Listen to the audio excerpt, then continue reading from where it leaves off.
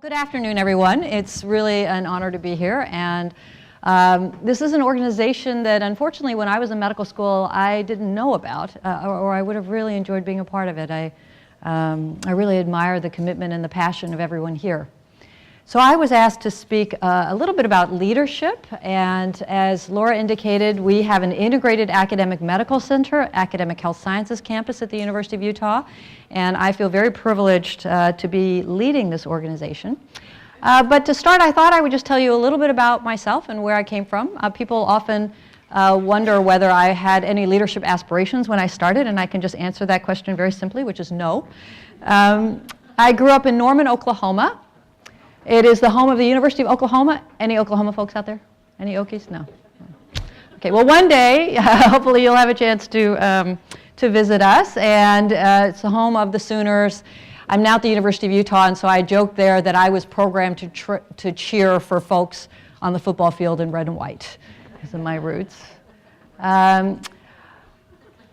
This is one of my favorite quotes from Lily Tomlin. I always knew I wanted to be somebody. Now I realize I should have been a little bit more specific.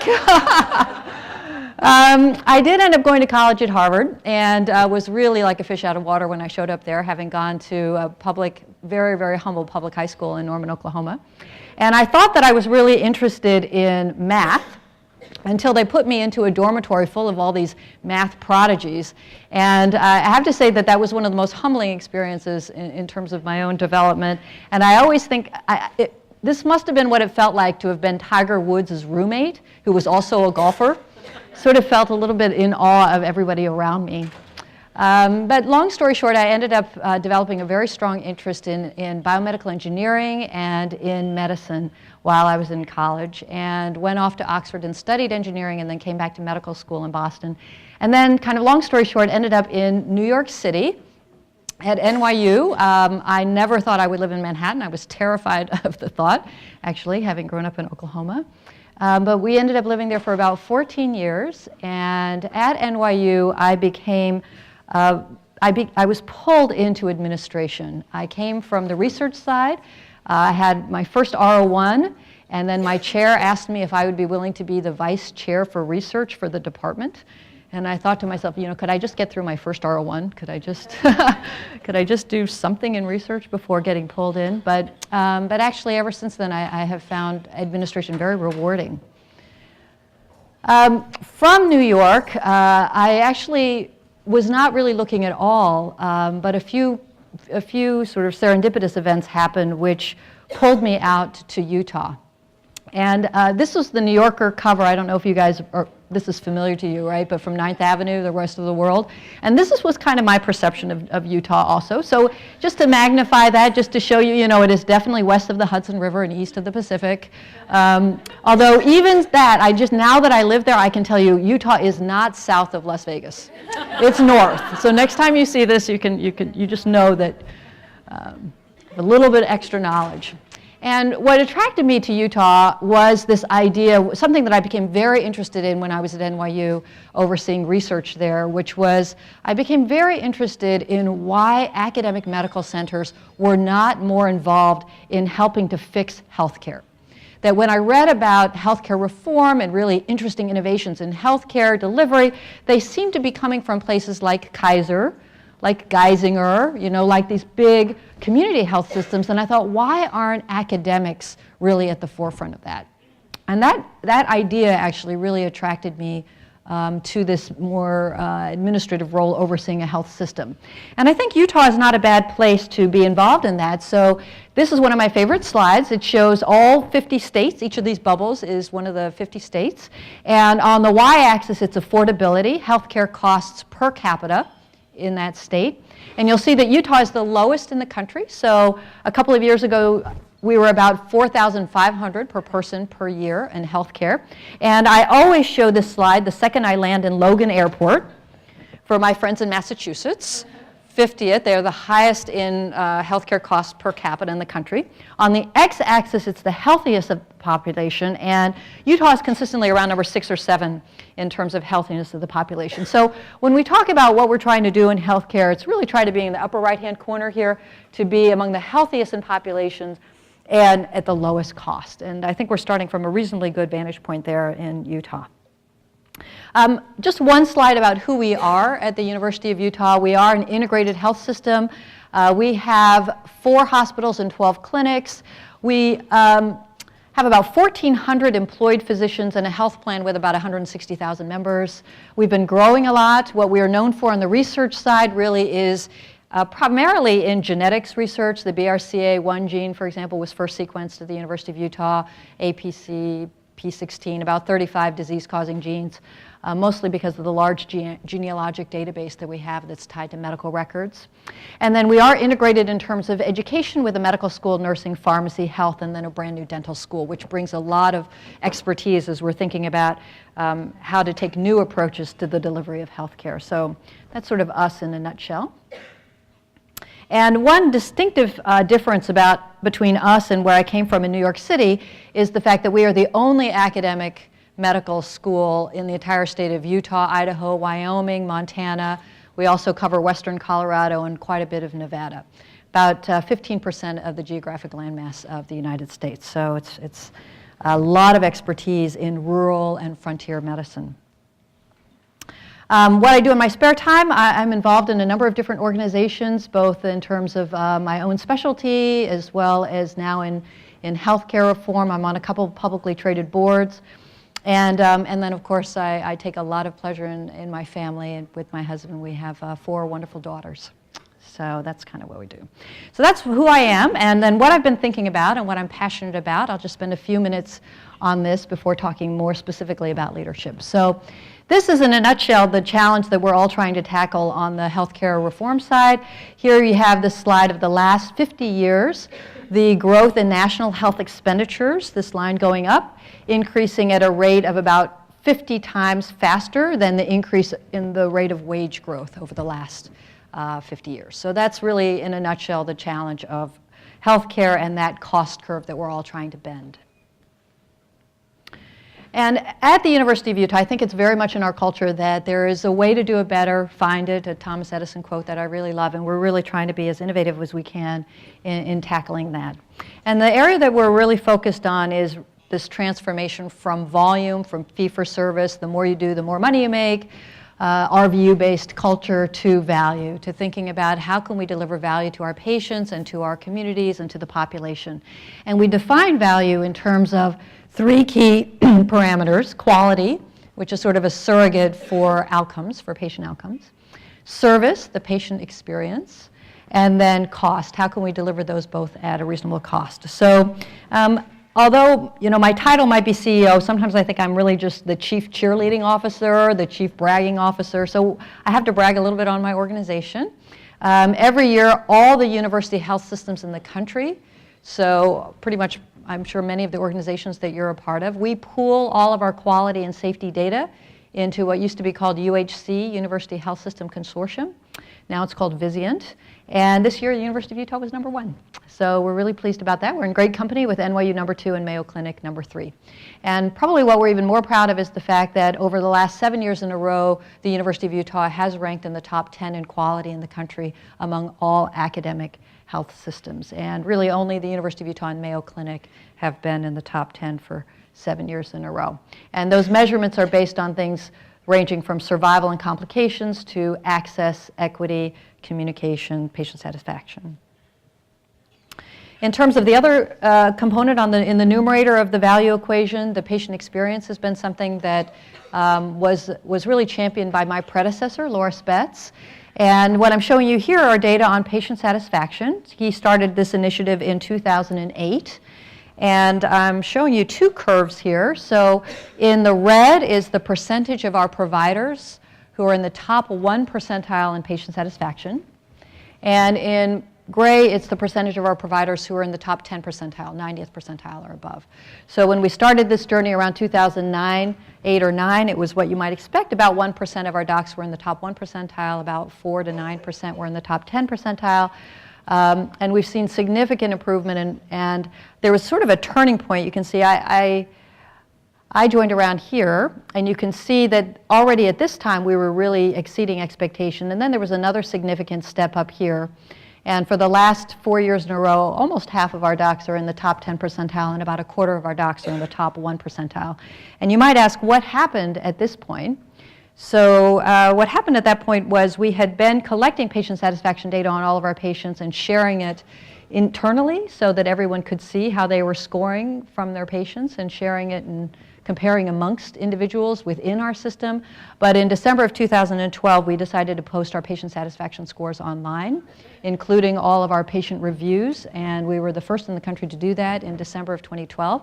So if you look at our typical physician web page, you'll see those familiar stars, and those are the actual average scores that patients rated these providers, and then of course all the comments. And that has been had a really enormous impact, this whole initiative, in terms of our patient-centeredness and the culture of our organization, and I'm happy to talk more about that. We were very pleased to help a number of other organizations across the country do the same.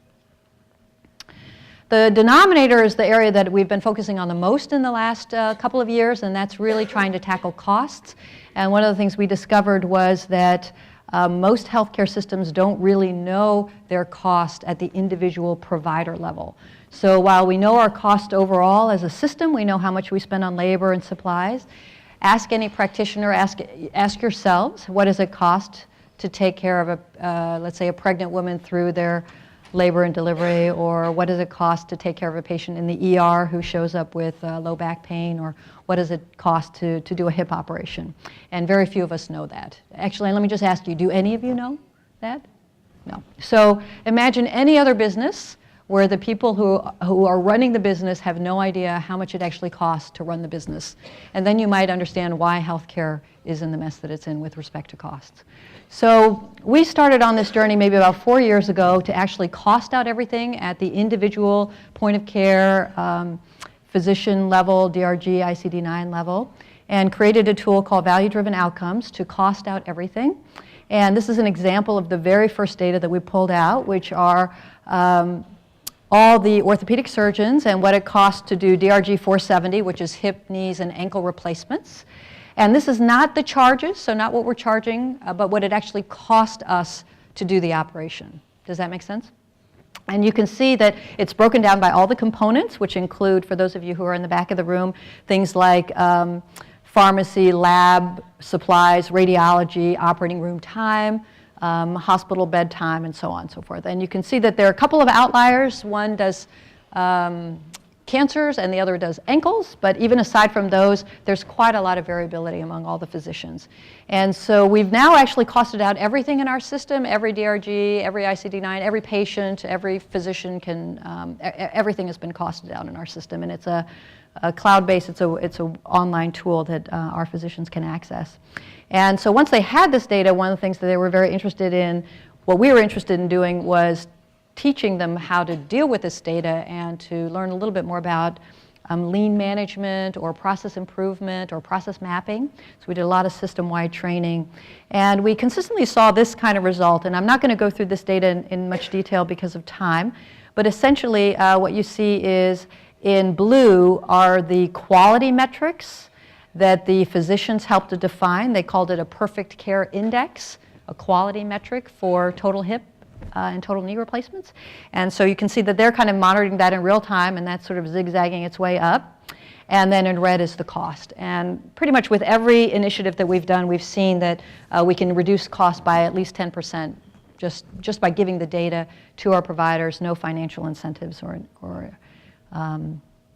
any financial rewards whatsoever. So this was published in JAMA in the fall, and we had a really wonderful editorial by Mike Porter and Tom Lee in the same issue. And so we've been working very hard on that cost piece.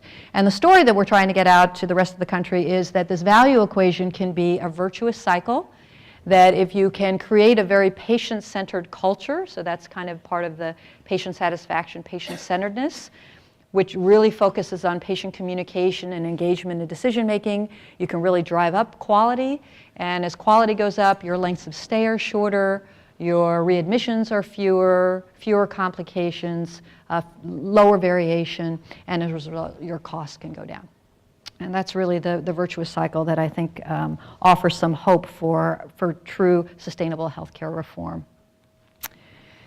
So that's a little bit about the things that we're working on in Utah. And now I thought I would shift to, I think what I was really asked to talk about was leading leaders. And this is just really a series of reflections about, maybe it's really a series of reflections about how the University of Utah has been able to achieve some of the things that it has. And I don't take credit for it. Most of it was done before I got there. So I've been really studying the system and trying to understand the culture there. And I think a lot of it is about how to lead leaders. Because most physicians are really leaders. And when we're talking about tackling healthcare reform and changing behavior and really motivating people to do things differently from how they've done before, you really have to think about who it is that you're trying to inspire. And the people that we're trying to inspire are physicians for the most part, and of course all of their teams. And physicians are leaders, and they're not necessarily followers in the way that other industries think about their employees. I think physicians are kind of a different phenotype. So I've spent a little bit of time thinking about that. And one of the things that has really inspired me a lot is the work of Daniel Pink, his book Drive. How many of you have read that book? Just curious. If you haven't read it, I really encourage you to read it because I think it has a lot of lessons, not only for leading physicians, but also dealing with teenagers and other kinds of internal and external motivating challenges that some of us face. So it's all about motivation, and Daniel Pink's basic premise is that if you can tap into people's intrinsic motivation, their intrinsic desire to do something, that you're going to be a lot more effective, certainly with certain kinds of people, and I would say physicians mostly. If you can tap into that intrinsic desire to change, then you're going to be much more effective than trying to use external incentives like money or other carrots or sticks. And so that's really the core to that. So he has 3 components, and I'll just talk about each of those components for intrinsic motivation, for what motivates people. And the first one that I'll mention is purpose. That for people to be intrinsically motivated, they really have to have a very strong internal sense of purpose about what they're doing. I think for physicians, this is relatively straightforward. Most of us came into medicine really passionate about taking care of patients and doing good. I'd like to extend that sense of purpose to not only trying to do good, but also to try to be part of the solution in terms of the challenges that healthcare is facing now, in terms of providing better access, finding more resources to make sure that we can care for everybody. And I'm very optimistic about that because of students like Laura and others in our medical school. I think the next generation is really, really very motivated to broaden that sense of purpose beyond just caring for patients, but also thinking about how do we advance the health of the society. So purpose, I think, is pretty good already. Autonomy is the second one. And by autonomy, what Daniel Pink is really referring to is that ability for you to control your own fate, to determine for yourself independently what it is that you want to do. And I think that physicians have a very strong sense of autonomy. And this is something that's really not being met very successfully right now with current health policies. Just take all of the quality metrics that most of us are sort of drowning under, or electronic medical records. How many of you have suffered the electronic medical record torture, right? So those kinds of things, those kinds of efforts to change healthcare by imposing more and more things on physicians, that's just completely taking away from that sense of autonomy. And what we're trying to do by giving physicians the data that we have, whether it's about patient satisfaction or about quality or about costs, is to restore that sense of autonomy and to say, okay, here's some data about your performance or the team's performance. You think about how we could do it better. You help us define what is perfect care, for example, for a patient. Not just these quality metrics that CMS has imposed on us, but other things that you think are important, like patient-reported outcomes or other quality metrics. So that's the second component. And then the third component is mastery. And this is something that I think is really particularly strong among physicians. So we are a very self-selected group of individuals. We have mastered, who was teaching organic chemistry? Somebody was teaching organic chemistry still. I thought, okay, we have all mastered organic chemistry. We wouldn't be in this room, at least to some degree in the short term, speaking for myself. So we are programmed to really want to master things. We are the most internally motivated people about mastering stuff that there are in this universe. And not only do we want to master things like organic chemistry or physiology or pharmacology or our residency programs or whatever, but we also are kind of programmed to want to outmaster other people. You know, we also are very competitive, and some categories of physicians I've discovered are even more competitive than others. But what we've seen at the University of Utah is that when you give people data about, for example, their performance and patient satisfaction, and you say, you know, you're doing pretty well, but you're in the 30th percentile compared to all your peers, that's very motivating. When you show people their quality metrics, especially if they think that the data are valid, that show that they're not quite as good as their peers, it's very motivating. None of us are C students. None of us are average. And so this is a very important component of this rubric, which is to say that if you tap into people's intrinsic sense of purpose to do good and now to advance the health of the whole population, give them some autonomy and some say as to how to do that, and then allow them to use that data transparency and that sense of satisfaction in getting better and better and better as a further reinforcement of that motivation. I think it's a very powerful force. So those are just some thoughts about leading leaders or leading physicians that I've extracted from our experience at the University of Utah. And I'll finish this little section with a little story about a couple of these physician leaders in our organization. Sam Finlayson is the chair of surgery. He just joined us maybe about 3 years ago from the Brigham. And he and Rob Glasgow, who is his vice chair for surgery, they're both general surgeons. They both do a lot of laparoscopic operations. And they're just a little bit competitive. So, so when they got the VDO tool, the value-driven outcomes tool that shows the quality and the costing data for everybody, what they became very interested in was the cost of the operating room.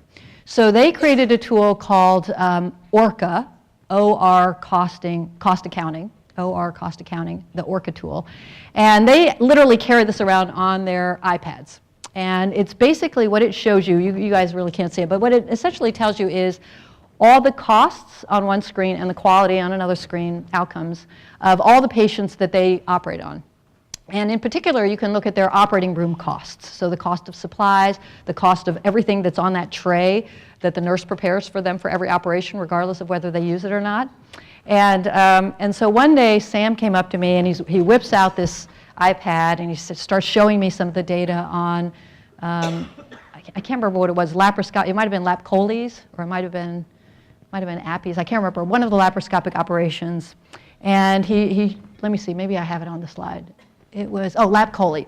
So he shows me that and he says, okay, first of all, quality-wise, we're all really good. So that's good. There were no outliers among the 15 surgeons that did lap choles. And then I said, yeah, okay, great, Sam, how about the cost? So he pulls up this chart and I say, okay, where are you? Well, he says, the one over on that side is Rob. He says, I'm here. Okay, so he's this one. And I said, oh, that's not bad, Sam. You're second. That's not bad. So Sam, like without missing a beat, he says, you know what, Vivian?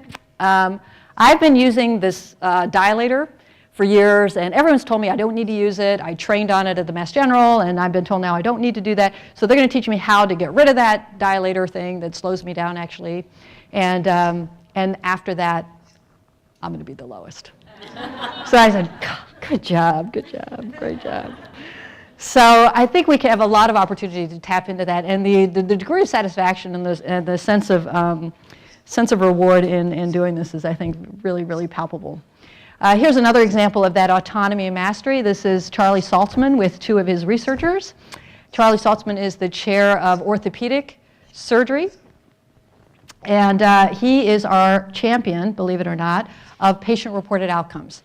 So he started complaining about the fact that these quality metrics are really not very meaningful. He was saying, you know, Vivian, I can do this great operation, and yet I get dinged for the Foley catheter not coming out within 48 hours. And anyway, these quality metrics that he said didn't really relate to performance. So because of Charlie, we've now implemented patient-reported outcomes. We have these iPads in all of our waiting rooms for orthopedics now for 2.5 years, 60,000 responses per year. And they ask about quality of life questions. They ask about physical function, about psychological well-being, so depression, that kind of thing. And they ask about social well-being. And it's a computer adaptive questionnaire. It was NIH-funded PROMISE program out of Northwestern. And we have now about 2/3 of our whole health system now has adapted different quality of life questionnaires to start recording patient-reported outcomes. So I think once you unleash this opportunity to demonstrate some of that autonomy and mastery, I think our physicians can come up with amazing successes. Here are 3 short examples from one of our clinics, 3 initiatives that our leaders just took on their own to try to be more patient-centered that I just love. So this is one of our clinics in southern Salt Lake City. Last year, they rolled out these 3 initiatives. The first one is in-clinic childcare. So a lot of patients have their young kids in tow. They're very distracting. So you can drop off your kid in our clinic, child care center, no more than 4 hours, and you're not allowed to leave the premise, even though there's great shopping around there. I'm sure that's very tempting. The second one is my favorite. It's in-home newborn visits. So how many of us remember at day 7, day 14, I was in New York City, always in the winter, trying to schlep my newborn baby up there to the pediatrician's waiting room, like everybody's sniveling with all these disgusting bugs, and you're bringing your newborn baby. So our pediatrician and a nurse, they jump into their little Prius and they drive around, they visit the new moms at home. And they really love it because they say that they can evaluate things like lactation, how's the mom doing with breastfeeding, what's the home environment like, remind them don't shake the baby, those kinds of things, really important. With both of those initiatives, we did a little business plan and we showed that if one woman decided to deliver her next child at the University of Utah because of this, it was cost effective. So, and the last one was one-stop shopping for women, particularly started for women, now it's extended, where we know women make most of the decisions around healthcare, but they do the worst job looking after themselves. I think many of us are probably guilty of that. So in one morning, you go in there and you get your labs, your pap, your mammogram, your skin checked because you're in Utah. You get the whole workup, and then the docs all talk to each other, and then by lunchtime, you get the complete assessment of your health. And so that's been something else that they also started there. So that's kind of the leading the leaders, and the last few minutes I'm going to spend just more now, just personally generic lessons about leadership. And I know many of you could give this part of the talk much better than I could, so we'll just go through this quickly. So I have 3 lessons about just general leadership. The first one is know yourself. Okay, how boring, I know. Sometimes how I feel about it too. How many of you have done Myers-Briggs? This is probably quite a high Myers-Briggs group. Yep. So I was very interested in this because when I was thinking about this position, for those of you who haven't done it, just go online. It takes 5 minutes. You can sort of do this personality assessment. I was very interested in this because when I did the Myers-Briggs, which, as you remember, has these 4 dichotomies: extroversion, introversion, sensing or intuition. Are you more intuitive or do you like to get more data from other people? Thinking or feeling? Do you are you sort of more, I guess, what's the word? Do you sort of just try to think more objectively, or do you worry more about how people feel about things? And judgment and perception is sort of, do you do checklists or do you wing it? Okay, that's a radiologist version of psychology. In a nutshell. So when I was thinking about taking this position at the University of Utah, I was really worried. I read a lot about this because I am very introverted. How many of you are introverted? I'm just curious. Okay, how many of you have read that book, Quiet? Have you read that book, Quiet? Yeah, so it's all about introverts. So I am severely introverted, actually, and I worried about taking this job because I was told that I was going to have to do a lot of public speaking, and that was true. I did hundreds of public speaking engagements just in the first 6 months. So, but studying this really was very helpful. Knowing yourself is very helpful because if you read a lot about this, it basically says, the introversion, extroversion doesn't mean that you can't talk to people, doesn't mean you can't be more extroverted, but it does mean that after I do these, I need to put my feet up, I need to have some downtime, I have to recharge. So I think knowing yourself is really important and understanding the fact that the more people you manage, the larger the range of personality types are that you're going to be interacting with. So most scientists cluster in one group, the nurses and social workers cluster in another group. My creative guys in marketing, they are totally in another group. And so the higher up you are in management, the more you have to really appreciate how different people are and how to manage those people. Are you telling me I'm running out of time?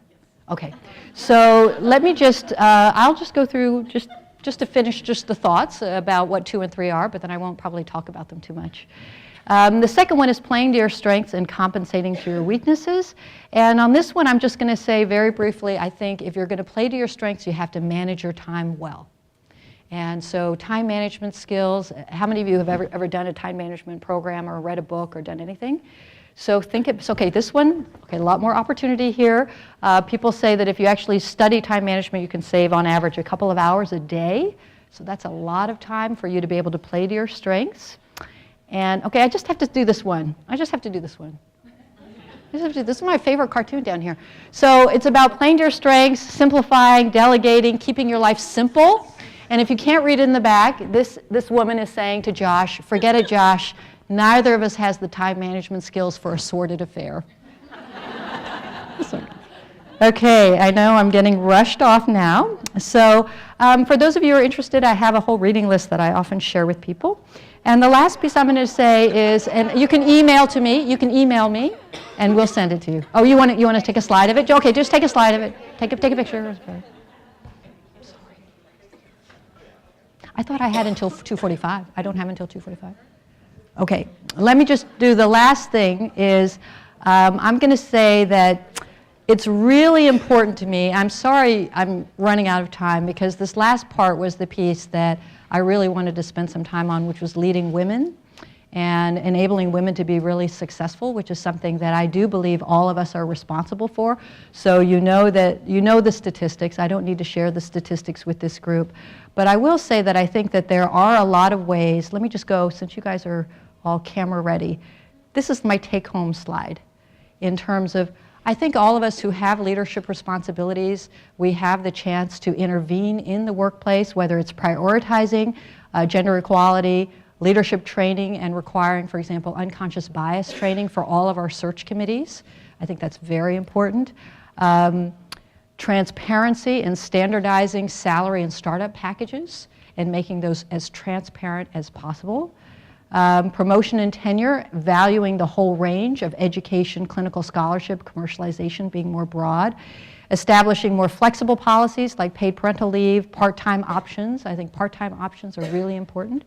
And then additional funding support, various programs to support men and women depending on what their environments are. And then of course mentorship programs. So I will stop there so that I don't bring you all later than you're already on. But I just really appreciate the time and thank you all.